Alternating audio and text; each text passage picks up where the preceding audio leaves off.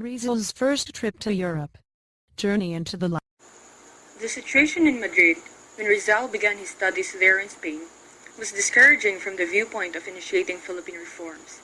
Spain, after decades of political turbulence and upheaval, was passing through a comparatively tranquil period under the restored Bourbon monarchy of Alfonso XII, and a constitution which embodied many principles laid down by the revolutionary reformers of 1868. Privileges granted in the Constitution, which included the right to parliamentary representation in the Cortes, were thus enjoyed by Cuba and Puerto Rico but not by the Philippines, which had not representation of any kind. Laws passed by the Cortes being introduced into the Philippines at the Spanish government discretion, which meant at the discretion of the friars, who in all that concerned the Philippines exercised in Madrid an unseen but powerful influence. The exclusion of the Philippines from the Constitution expressed a trait in Spain's way of thinking about the Spanish ultramar which, formed by experience, had by this time become a habitual attitude. Rizal quickly saw that this attitude has to be seriously challenged before anyone in Madrid would be persuaded of the need for Philippines reform.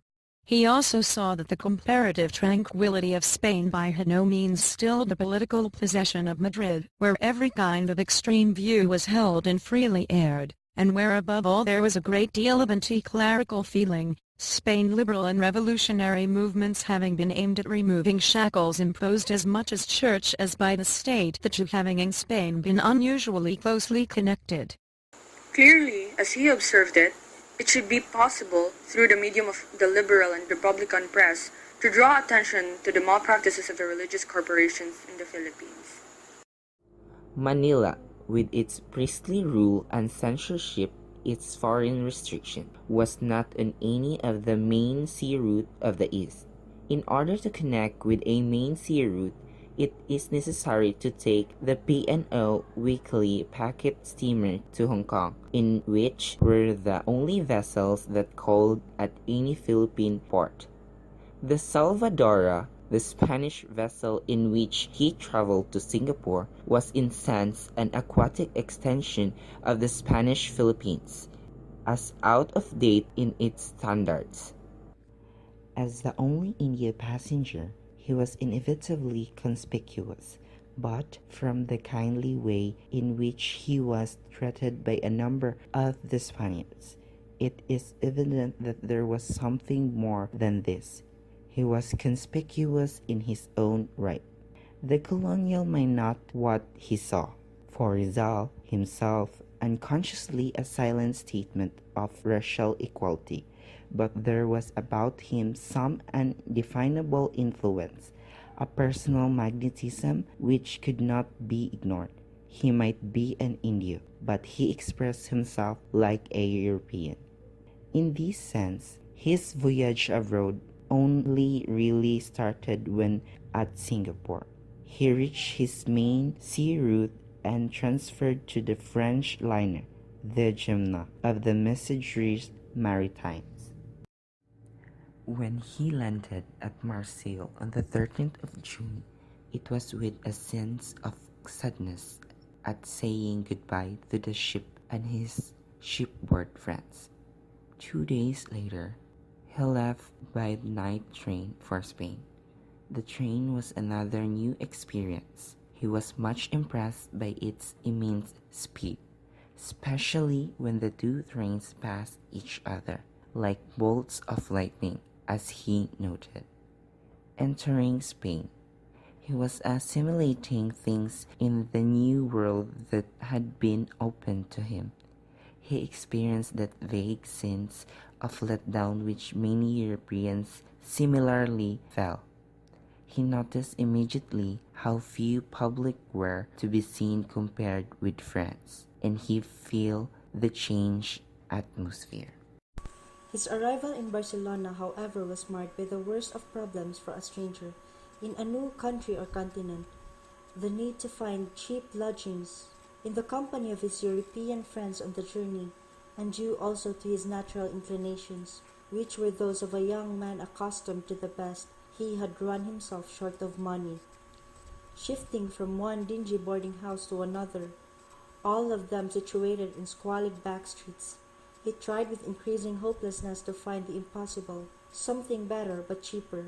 As the days narrowed to the point when he would have nothing to eat, it was a grim introduction to Spain. The Jesuits, however, helped him, even lending him money, and he spent much of his time in their library. When he finally contacted the Filipino students, they too helped, finding him a boarding house on a narrow Calle Citres. After about a month came the eagerly awaited first letter from Pasiano, telling how their parents had received the news of his departure. In September, after 3 months of acclimatization in Barcelona, he traveled across to Madrid, enrolled at the Universidad Central, and launched into the two most significantly formative years of his life. His initial discovery of the Filipino students in Barcelona, still asleep in the middle of the morning, proved to be an accurate foretaste of the larger community he found in Madrid. Indeed, sleeping till noon could have been called the distinguishing characteristic of the Filipino students, who formed an obscure coterie on their own, their days spent in gambling or at the coffee table, their nights with women. This state of affairs was not entirely surprising. The Filipino students had always been this way, so far as anyone knew. It amounted to a tradition. As a whole, the Filipino community made no impact whatever on university life.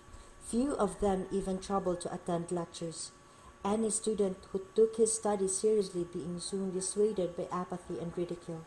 And in their disinclination to stand up for themselves in any argument with the Spaniard, they set a seal of assent on their inferior status, in which unconsciously they themselves believed, justifying Rizal's description of Filipino youth as a timid flower.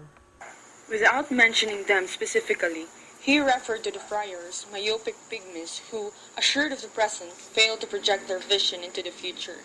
Sickly nurses, he described them, corrupted and corrupting, engaged in stifling all illegitimate sentiments, and who, by perverting the hearts of the people, sow among them the seeds of discord, to reap later the harvest, the wolf's bane, the death of future generations. He proposed the toast to Luna and Hidalgo, and all who had aided them in their art studies. To Filipino youth, sacred hope of my fatherland, that they might emulate such high examples to Spain, solicitous and attentive to the welfare of her provinces, in the hope that she might soon put into practice her so long planned reforms. And lastly, a typical result touch to the parents who, by their sacrifices, had sent their sons so far. When the moment came, and doubtless fortified by the dinner, he rose and made the most important speech of his life. As a journalist described it, a young Filipino physician, Dr. Don Jose Rizal, rose to begin the toast. He was brief and easy in speech. When he spoke, he seemed to meditate on what he said, and his likable aspect of thoughtful countenance drew his audience from the first moment. Effortlessly as it seemed, and with the elegance of the occasion demanded, he combined a discerning tribute to the two artists with a major political statement. After paying ample tribute to Spain, he reminded his listeners with politeness but with point, that the national flag and the power that goes with it have no meaning if those beneath that flag are not held together by love and affection by a fusion of ideas.